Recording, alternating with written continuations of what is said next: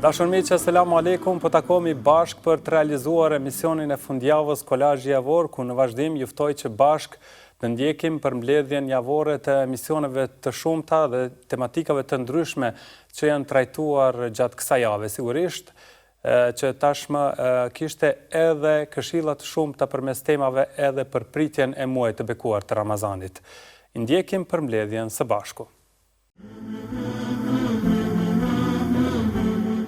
Mirësia e dynjas dhe ahiretit përmblidhet në 5 gjëra. E para në pasurinë shpirtërore, e dyta në përmbajtjen nga dëmtimi i të tjerëve, e treta në fitimin halal, e katërta në petkun e devotshmërisë dhe e pesta që të kesh besë dhe besim në Allahun xhallahu ala në çdo gjendje e rast. Kjo këshill ka rëndësinë e vet si nga aspekti konceptual, si nga aspekti reflektues. Nga aspekti konceptual, për faktin se na ofron Islamin si një fe e cila i ka bot kuptimet e veta, të thella dhe origjinale, ndërsa nga aspekti reflektimit ose nga aspekti edukativ, për faktin se kjo këshill vjen si një ilaç për shpirtin, një ilaç për zemrën që vërtet e ka efektin e vet. Dëmtimi, çfarë do qoftë, është prej mëkateve të mëdha. Allahu ka thënë në Kur'an: "Walladhina yu'dhuna al-mu'minina wal-mu'minat bighayri maktasabu faqad ihtamalu buhtanan wa ithman mubina." Ata që i ofendojnë muslimanët dhe muslimanët, ju ngarkojnë gjëra që ata janë të pastër për tyre. Ata vërtet kanë bërë një shpifje dhe mëkat të madh. Pra, të shpifësh për dikë, ta përgojosh dikë, të bartësh fjalë, janë gjëra që në sferën fetare janë mëkate të mëdha dhe si të tilla janë të gjykuara rreth. Muhamedi alayhi salatu wasalam ka përmendur rastin e një njeriu i cili në kuptimin teknik ka përmbushur çdo kusht të mundshëm të pranimit të lutjes. Ka qenë në udhtim, ka qenë i lodhur, i dërmuar nga udhëtimi, ka qenë prej atyre që kanë përsëritur fjalën Allah, Allah, o Zoti im, o Zoti im, i kanë ngritur duart nga qielli që është etik e duas. Mirë po, me gjitha këto, lutja e tij është refuzuar. E dini pse? Muhamedi alayhi salatu wasallam ka thënë, nga se ushqimi i tij, pija e tij kanë qenë të ndaluara. E si ti përgjigjet Allahu dikujt që furnizimin i darën e ka haram?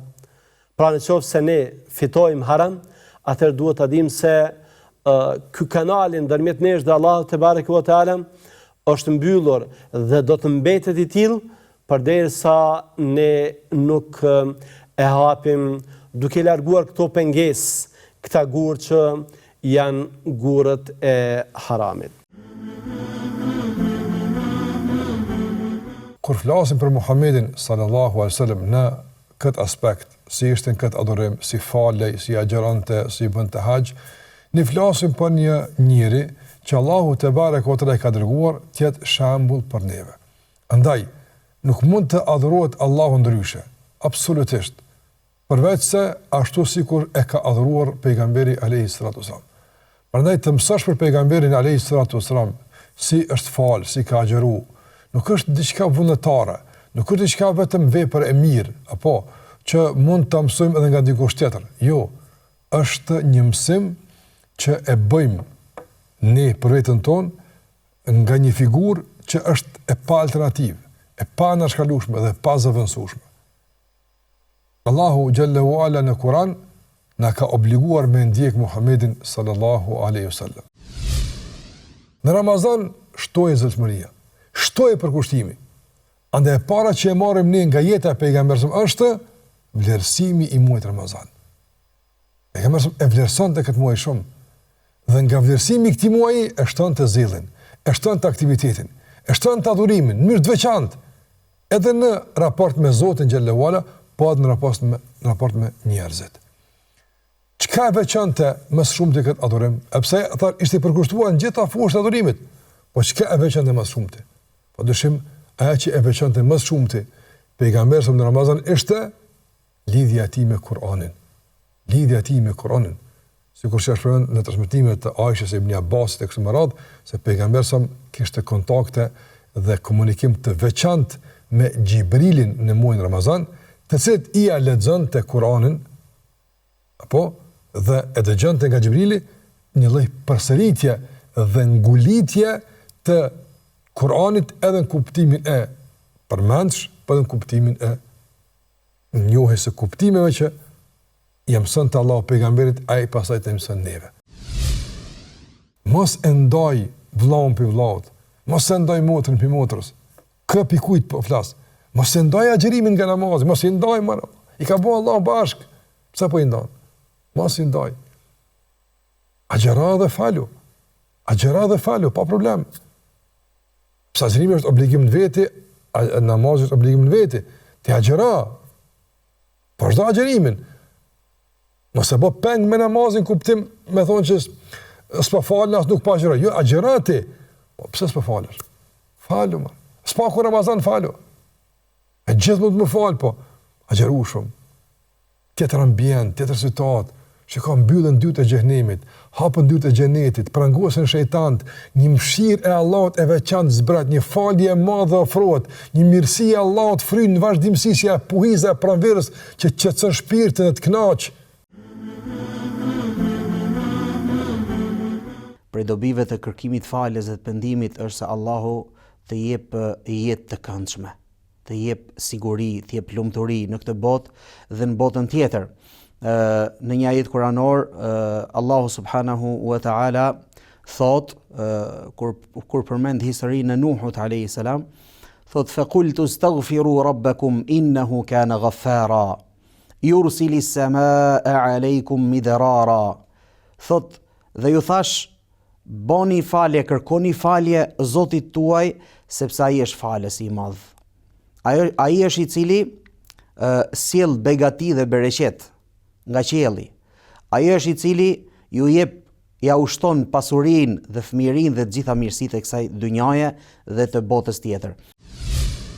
Pejgamberi sallallahu alajhi wasallam na ka treguar që në pas namazit kërkon të falje 3 herë. Na ka treguar gjithashtu që kush ndodhet në një mexhlis ku në të cilin flitet, edhe nuk ka mexhlis që nuk flitet fjalë që s'kan dobi, pra nuk shpëton ndonjë mexhlis nga fjalët që fjalë të pahishme ose fjalë që s'kan dobi. Pa dobishme. Po, e humbje kohën. Po, sikur ka dashur më na thonë që në çdo mexhlis që uleni, kërkoni falje Allahut duke thënë subhanakallahumma wa bihamdik nashhadu an la ilaha illa ant wa nastaghfiruka wa natubu ilaik. Thot nëse e bëni këtë dua, thot pastrohet mexhlisi huaj nga mangësitë dhe nga tmetat që ka pas. Gjithashtu pejgamberi i Zotit na ka thonë që men lazima al-istighfara ja'ala Allahu lahu min kulli dhiqin makhraja. Kush është që vazhdimisht i kërkon falje Allahut, Allahu ka për t'i dhënë zgjidhje, rrugë zgjidhje ndaj çdo vështirësie. Ku pejgamberi sallallahu alaihi wasallam kur don të nxjerrë në pah dashurinë e madhe që ka dhe dëshirën që ka Allahu që një robët e tij të pendohen tek ai, dhe kur donte të nxjerrë në pah veprën fisnike që pra si është istighfari apo pendimi tek Allahu, thot Allahu gëzohet më shumë me robin e tij kur ai pendohet se sa dikush i cili ndodhet në një shkretir dhe i hypur në deven e tij ku në të cilën ndodhen të gjitha gjërat e nevojshme, për një moment, për një çast tërbohet deveja dhe i largohet në mesin e shkretirës dhe ky njeri ulet në hijen e një peme duke pritur që t'i vjen vdekja dhe e ka plon gjumi. Kur ngrihet pas një kohe, e shikon deven te koka e tij dhe i gëzuar në maksimum, gabon në të shprehur dhe thot Allahumma anta rabbi wa ana abduk. O Zoti im, o Zot, ti je robi im dhe un jam Zoti yt. Thot pejgamberi sallallahu alajhi wasallam gaboi për shkak të gëzimit të madh kur pa deven me gjërat e nevojshme te koka e tij. Prandaj kjo na tregon se Allahu e dëshiron shumë që robi të kthehet, robi të kërkojë falje. Kur jemi te mëdhëbet, do t'i përmendi do çështje më rëndësia, ato janë si rregulla. Rregulli i parë është se këto mëdhëbe që i përmendëm, tunat janë të muslimanëve, janë pasuri dhe janë gjithë muslimanëve. Mos mendon dikush që unë i përkas njërit mëdhëbe dhe për ato të tjerat çfarë do shledvohet nuk janë tunat. Tunat janë krejt. Tunat janë, sepse do ta shohim më vonë që këta dietarë të tyre mëdhëbeve kanë mësuar të njëri tjetrin, e kanë dashur njëri tjetrin, e kanë lëvduar njëri, madje janë krenuar me njëri tjetrin. Domthonë secili që nxënësi që ka pas mësues tjetrin, është krenuar me mësuesin e vet. Që do thotë se këto mëdhëbe janë tunat. Janë të muslimanëve. Edhe nuk është po jenta këtu që unë i përkas një mëdhëbit për tjerë son vynë do të bëhet çka dush si janë tun, zban ato të tjerat mu do kana. Domthon që ekziston kjo fjalë ose dhe bindje me thon fatkeqësisht, të më thon na e kemi që të tjerat zban mu do kësajde. Përderisa kur të shkojmë në Çaube për shembull ose kur shkojmë në disa vende botën arabe, e shohim që secili falet ose secili e aplikon dhe e praktikon dispozitat e fikut. Thjesht ata e kanë pas dert fetarin ton. Ata e kanë pas dert namazin ton, e kanë pas dert abdesin ton. Ku kanë fol për abdesin, çka e prish abdesin, çka nuk e prish. Disa i kanë përmend elementet që e prish, disa kanë përmend se që kjo nuk e prish, po kjo e prish. Mon kret këtu pse i kanë vota. Ato e kanë pas dertin e abdesit ton. Qysh më na i shpjegoi abdesin sa më mirë. Qysh më na tregu neve që mu fal me abdes. Qysh më na tregu neve se e kemi abdesin valid. Qysh më na tregu neve që e kemi namazin valid. Do të thonë këto e kanë bërë për dertin ton.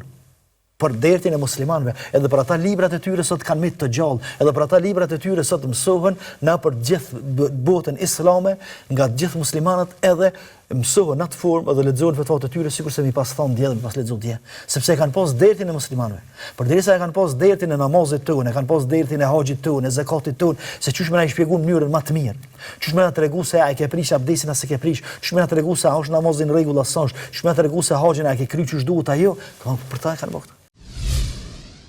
Është edhe një shkak tjetër, mundemi me përmend shkaqe të shumta, po zakonisht lidhet njëri me tjetrin, është edhe një shkak tjetër kur nuk ka argument për një çështje, për një meselë të caktuar. Po s'ka hadithe.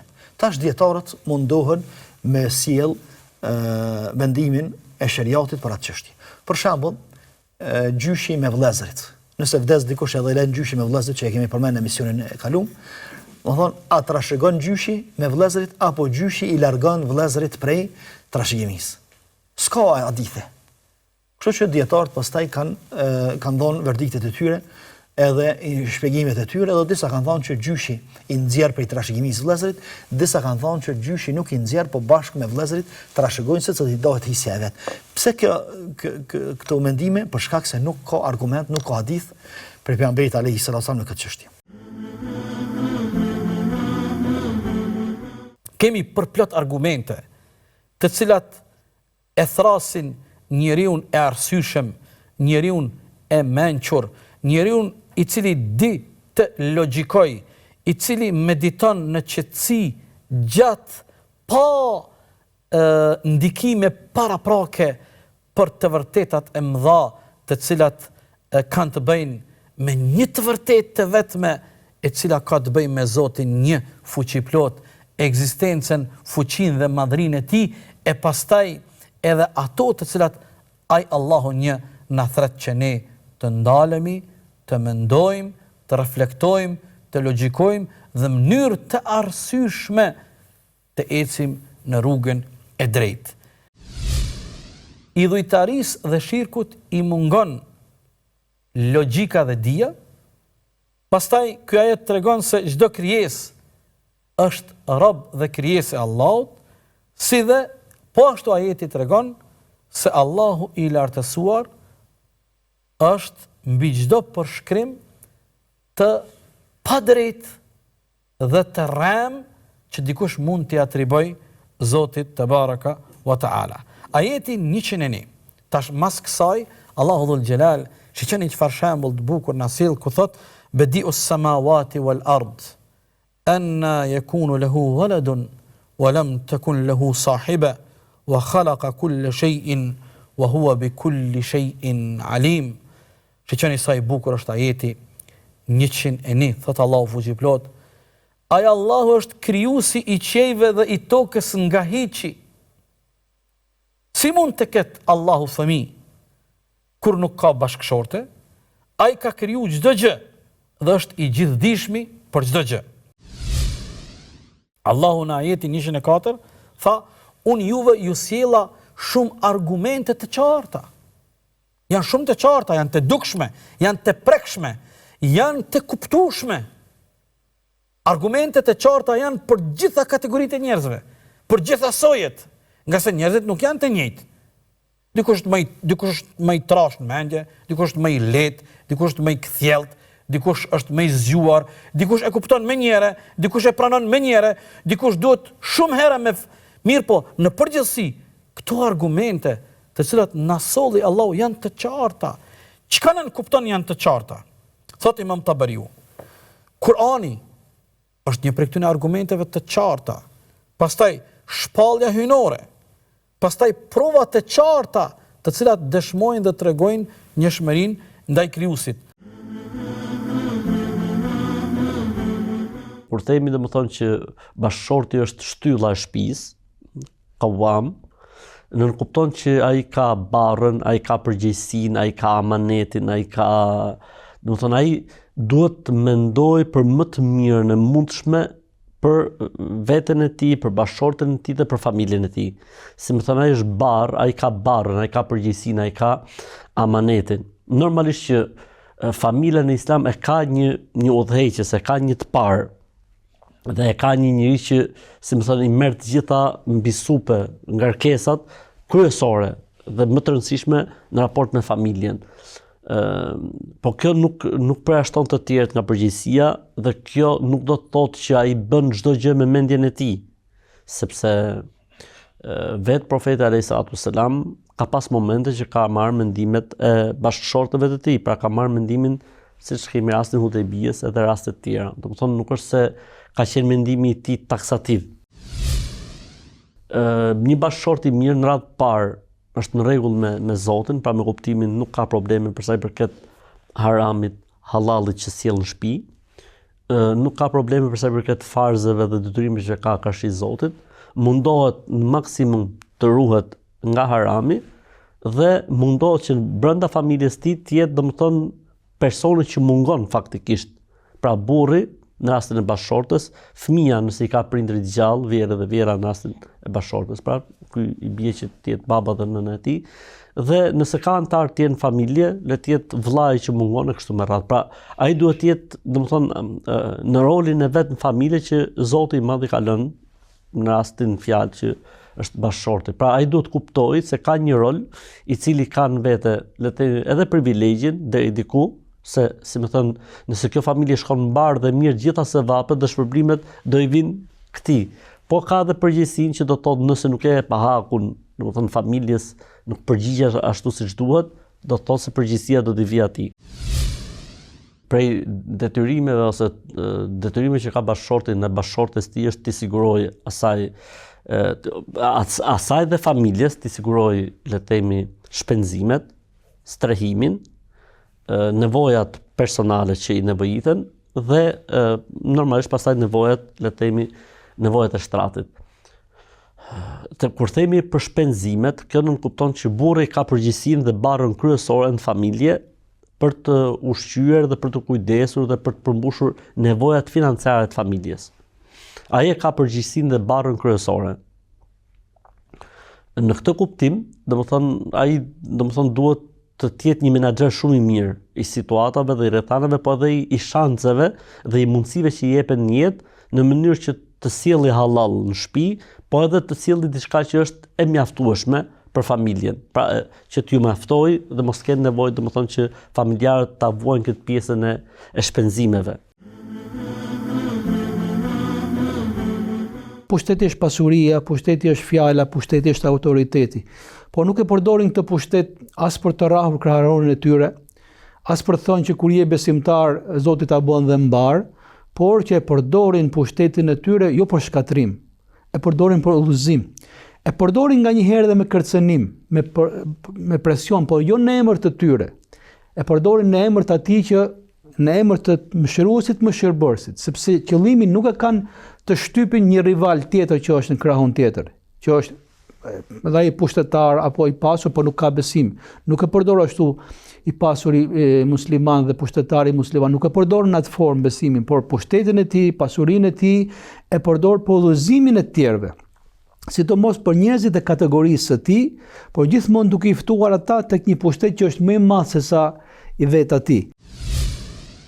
Tek Sulejmani a.s. mendoj që kanë model dhe shembull të mirë gjithë ata pushtetar, ata pasanik, ata njerëz që kanë autoritet, por që thash të gjitha këto janë dhuratë prej Zotit dhe i përdor në emrin e Zotit për t'i udhëzuar njerëzit tek Zoti. Belkisa është shembulli i të urdhve, i të mençurve, por që nuk kanë udhëzimin dhe besimin, kanë pushtetin, kanë mendjepresinë, kanë zgjuarësinë dhe ka sa duash njerëz të tillë në botë. Mirë po, u bë sebeb një pupus dhe u bë sebeb një Sulejman që ajo masi bën disa teste, urtësia e saj e çon në besim. Dhe ftesa që e nisëm me këtë hapje, këtë hyrje, ftesa për të gjithë këta njerëz është ngjani Belkisës.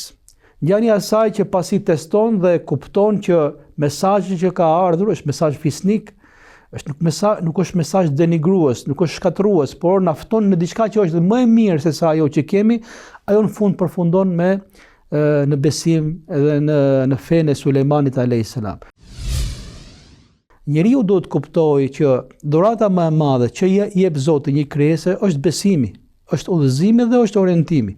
Me këtë besim dhe udhëzim njeriu do ta përdor pushtetin, pasurinë dhe autoritetin për mirë, për të mirën e të gjithëve. Por pa besim, pa udhëzim, ky pushtet do të shkatërrojë atë person dhe njerëzit që e pasojnë atë person dhe gjithë historitë kuranore këtë gjë tregojnë. Prandaj nuk është çështja që pushteti është i keq, nuk është ideja që besimi dhe besimtari duhet të rrinë larg pushtetit, larg pasurisë. Jo, nuk është kjo peshorja e duhur. Peshorja e duhur është të vendoset prioriteti dhe hierarkia e pushteteve, që pushteti hyjnor është absoluti, që besimi është dhurata më e madhe, edhe që të gjitha që ato që na i ka dhënë Zoti dhe varet se si do t'i përdorim ato.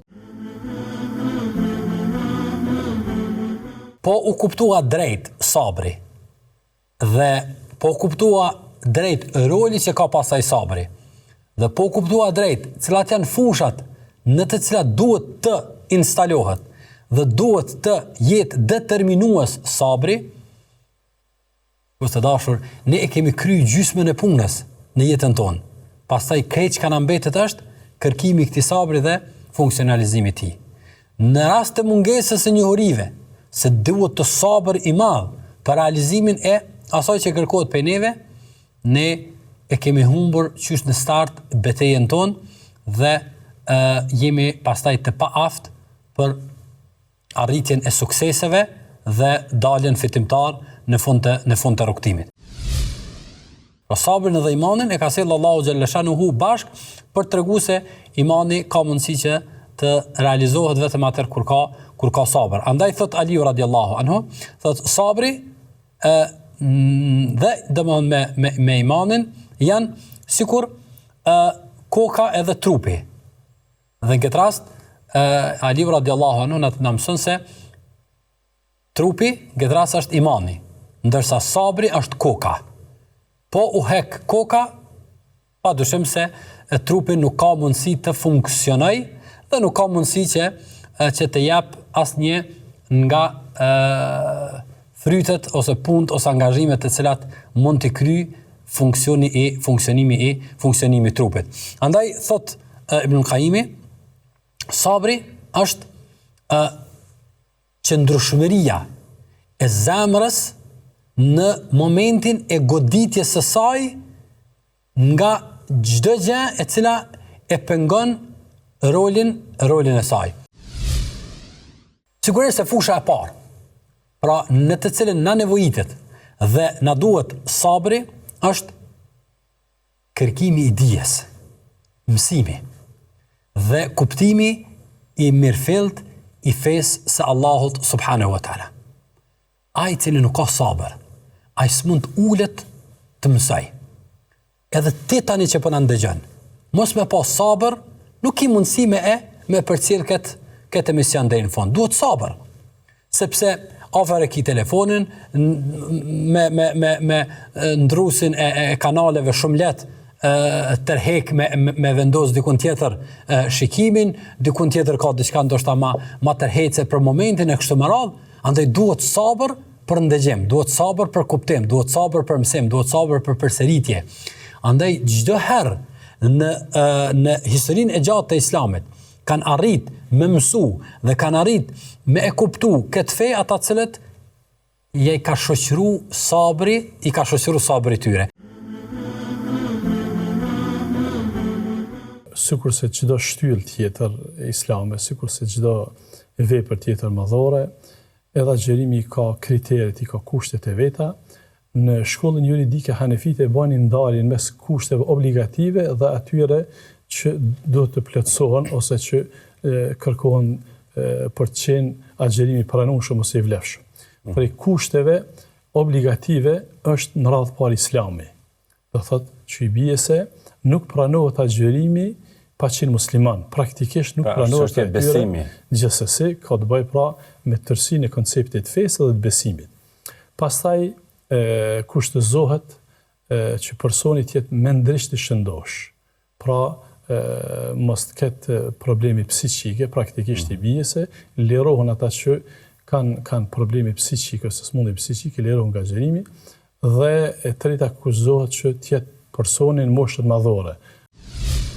Se përket kohës, me që tani veç kemi formular, kemi takvimin, kemi digitalizimin, unë mendoj që nuk do duhej me u kompleksu që secili mënyrë individuale të mirret me syfyrin si kohë ose iftarin si kohë. Pra, kemi takvimin zyrtar edhe këtij do t'i përmbahemi. Pra, sepse nuk është obligim kë individual, kë është obligim institucional. Por Bashkia Islame në këtë rast e ka zgjidhur këtë çështje madje para shumë dekadave, prandaj është një lehtësim i madh, madje tani kemi secili mënyrë individuale nëpër telefona, kështu që i përmbahet asaj që është e përcaktuar në takvim. Si takvim edhe në këtë formë do thotë është mirë më e lehtë dhe më mirë. Po patjetër që koha e iftarit po ashtu është një kohë shumë e vlerë. Është një dhënti e këtij ummeti që në fakt na është dedikuar për lutje. Prandaj koha e iftarit është kohë që presim hapjen e iftarit. Përfundon agjerimi, mirë po, përkitazi me këtë, Zoti i Madhreshëm gjuhën e pejgamberit sallallahu alajhi wasallam na ka përgjigjur se është një kohë shumë e vlerë, është shkurt është koha e pranimit të lutjeve, të duave. Prandaj thras agjeruesit sugjeroj, apeloj që të jenë të kujdesshëm, sidomos gratë, me që në atë kohë mirën më shumë me kohën e servimit të ushqimeve. Është mirë, por më herët me servu diçka sa me hap iftarin, por më bashkangjit lutjeve, qoftë edhe vetëm me gojë, edhe nëse është të shërbyt, paktën luto, shfrytëzohet, po më mirë është më konkretizu, sepse edhe lutja i ka rregullat e veta. Pra, është kohë e përcaktuar për lutje. Thot Lukmani, thot nëse Allahu ja do të keqen ndonjë populli, i bën ata vetëm të debatojnë dhe shumë pak të punojnë. Sa këshill interesant është.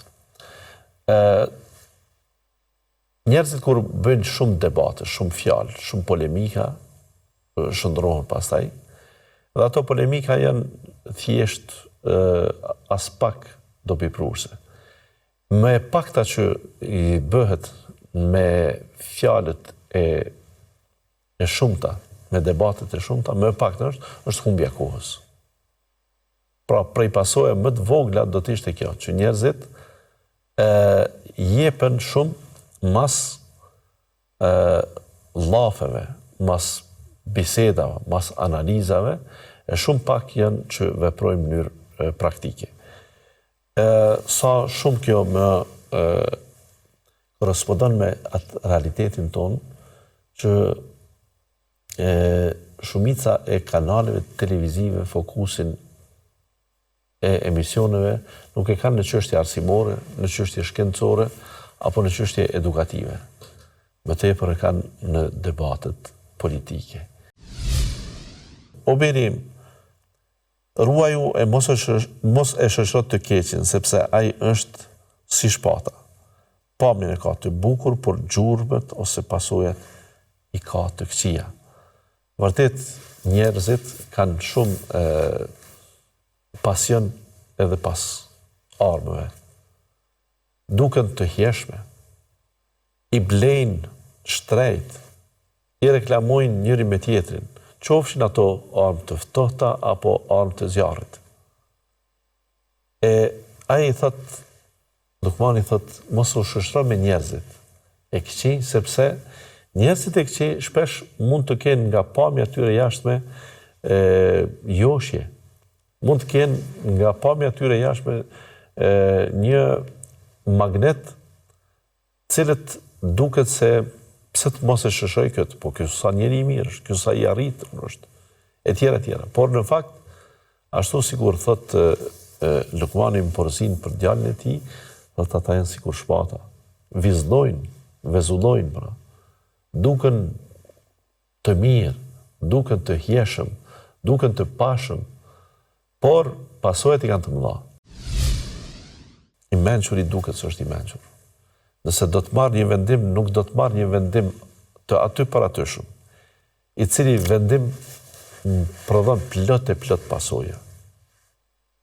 Ai që është i mençur e kundërta, nëse nuk arrin ta mbizotroj veten në ato momente, të dalë emocionet e veta, e tjera, ai person me domos do të marrë në vendime të gabueshme. Dhe çka duhet bëj? Duhet të ndalet, të stopoj, të mos vendos asgjë. E nëse arrin që përkundër hidhrimit që ke të marrësh vendim të duhur, të shpërfaqet në ty ndjenja e mëshirës, e tolerancës, e faljes. Atëherë e ke situatën krejtësisht ndryshe. Atëherë dhe vendimi yt është i mirëseardhur dhe do të jetë i shpërblyer. Trimi ku vrehet? Çfarë na vjen ky trimi që në odë, në bisedë të lirë, ta rrah tavolinën? Çfarë duhet kjo? Çfarë duhet kur kë flet me aq mburje dhe krenari thuaj se të gjitha liritë e popujve kanë kaluar ka kë? Edhe jo vetëm të popujve, por edhe të individëve. Thuaj se ky të ka shliru prej dikujt, thuaj se ky ta ka hek armikun, thuaj se ky ta ka shëru smundjen, thuaj se të gjitha mirësitë kanë ardhur prej këtij. Çfarë është kjo trimi e jotja? Në kohë lufte, kur është mbytje jetë, ja vdekja aty, reflekton trimëria jote e vërtet dhe reale. Thot Allah Azza wa Jall, më të vërtet jeta e kësaj bote është lojë dhe defrim, wa zinatun wa tafakhurun bainakum. Dhe është stoli dhe është krenari me njëri tjetrin se kush po bën më shumë. Wa mal hayatud dunya illa mata'ul ghurur. Nuk është bota dhe jeta e kësaj bote diçka e pas një përjetim mashtrues. Wal akhiratu khairun wa abqa. Kurse jeta e botës tjetër është e vërteta dhe e drejta dhe më e gjata, e përhershme. Innama amwalukum wa auladukum fitna. Wallahu indahu ajrun adhim. Me të vërtet pasuria dhe vladi janë fitne dhe spruve madhe për juve. E të Zotë është problemi i madh. Andaj muslimani duhet të ketë kujdes nga lakmia dhe dëshira e tij për epshet e kësaj bote. Në mënyrë që epshen e tij ta çes përpara dhe të bëhet epshi Zot i tij. Të bëhet paraja Zot i tij. Të bëhet fama Zot i tij. E të harroj Allahun subhanahu wa ta'ala krijuesin e tij. Dhe atë që ta ka dhënë Allah Azza wa Jall përdore për hajër dhe për mirë, përdore për ndihmë ndaj të varfërve, përdore për rregullimin e shkollave, përdore për të dhënë motiv nxënësve të dijes, përdore për diturie, për shumë gjëra tjera, por mos e përdor që të jesh mendje madh, mos e përdor në mënyrë që të shfaqesh para njerëzve, mos e përdor për të bërë zullum njerëzve, mos e përdor për gjëra të dyta sepse të vjen gjendja siç i erdhi edhe vet edhe vetë Karunit, i cili është i afërt me Firaunin, mirë po Allah Azza wa Jall pra e fundosi në tokë për shkak të lakmisë së madhe që kishte dhe mendjemasisë së madhe që kishte. Njëra prej tregimeve gjithashtu që tregon për lakmin dhe tregon se muslimanët në qoftë se marrin si parim lakmin do të humbasin gjithmonë, do të devijojnë dhe armiku do të imposhtë ata. Ibrahim a.s. na mësoi se sakrifikohet edhe djali për interesin e fesë. Andaj u bë, pra bëri Kabul që ta thërte për kurban djalin e tij, vetëm për ta realizuar urdhrin e Allahut Azza wa Jall. E Allah zbriti një kurban prej qiellit që do të mbetet simbol deri në ditën e gjykimit për zbatimin e urdhrave të Zotit dhe lënien e lakmisnjët në kësaj bote. Ndonse djali është njëra prej pikave më të ndihshme për njeriu. Është lakmia më e fuqishme në zemrën e tij, por e la lakmin dhe i zbatoi urdhrat e Allahut subhanahu wa taala. Pejgamberi sallallahu alaihi wasallam tër jetën e tij na mësoi se lakmia është shkatërruese për muslimanin. Ka paralajmërime profetike në plot hadithe, por një nga hadithet më brillante dhe më domethënë që përkon me kohën ku ne jemi, është hadithi pejgamberit alayhi salatu wasalam se yati ala nasi sanawatun khaddaat, do të vitë tek njerëzit vite mashtruese, yusaddaqu fiha al-kadhib wa yukadhabu fiha as-sadiq.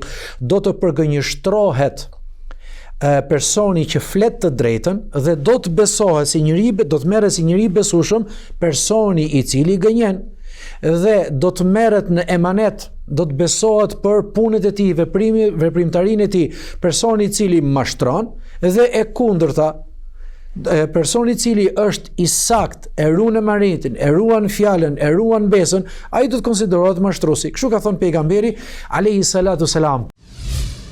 Por e mbyll hadithin e tij ku thot wa yatakallamu fiha ar-ruwaybida, dhe në këtë kohë thot pejgamberi alayhi salatu wasalam do të flasin, pra do të jenë influencier, pra do të kenë do të shfaqen dhe do të flasin në emër të tjerëve e ruwaybida. Ruwaybida në rrënjën e fjalës në gjuhën arabe janë njerëz të cilët vijnë nga largësi të ndryshme, jo në qytet, periferike të qush, pra janë rural, janë periferik, janë të pa informuar, janë të pa arsimuar, janë të pa aftë, dhe i vjen në qytet, në mesin ku ka qytetërim dhe flet në emër të tjerëve. Pra ishte askushi dhe u bë dikushi. Nuk ishte i aftë dhe shitet sikur është i aftë.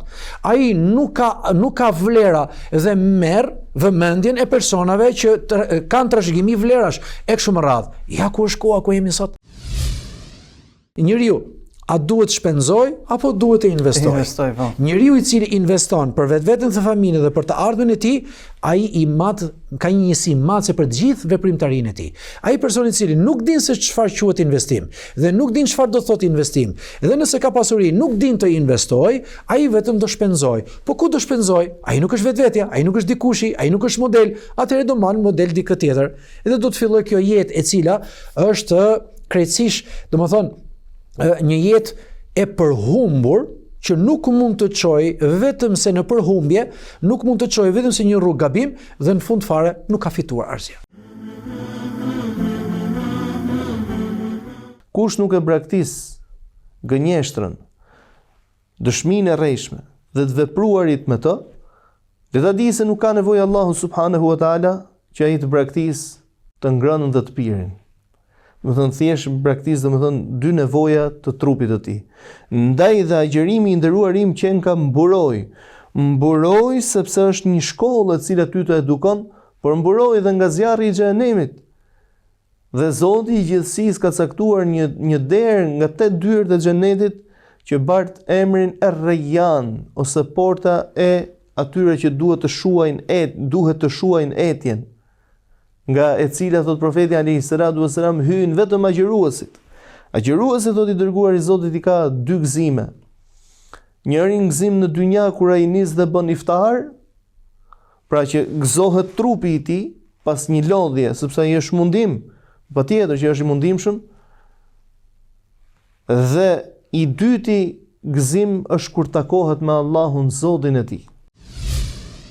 Inna Allahe tayyibun la yaqbalu illa tayyiban. Allahu është i mirë dhe nuk pranon vetëm të mirën. Sadakaja e cila është e pranueshme dhe shuan zemrimin e Allahut, është ajo sadaka e cila është fituar nga halali dhe është shpenzuar në emër të kënaqësisë së Allahut subhanahu wa taala dhe vetëm kënaqësisë së Zotit.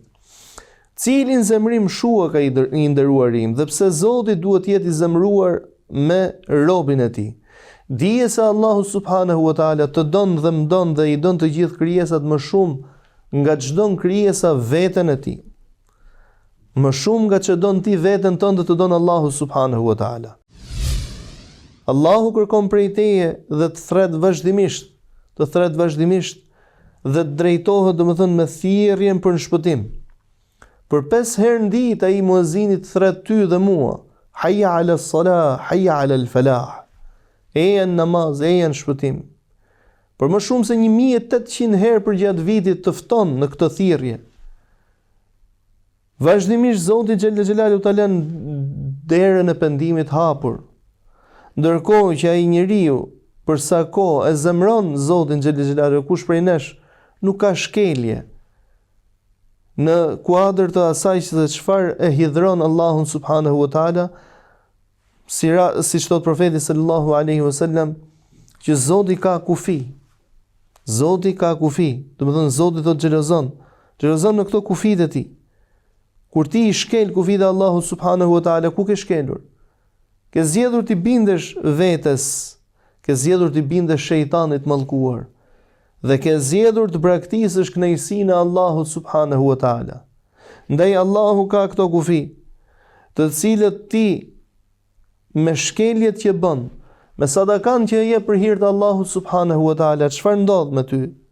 Ndodh që thot ti e shuan zemrimin e Allahut, ashtu sikurse uji e shuan zjarrin. Pra shikoni krahasimin e dërguarit të Zotit alayhi salatu wassalam, se çfarë krahasimi të bën i dërguari i Zotit. Pra atë krahasimin e tij ta sjell afër mendjes, me diçka konkrete, me diçka praktike. E shuan siç e shuan domethënë uji zjarrin.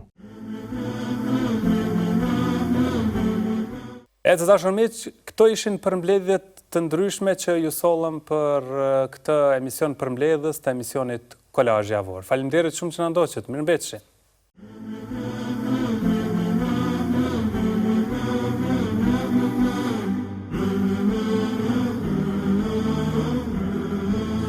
No, no, no.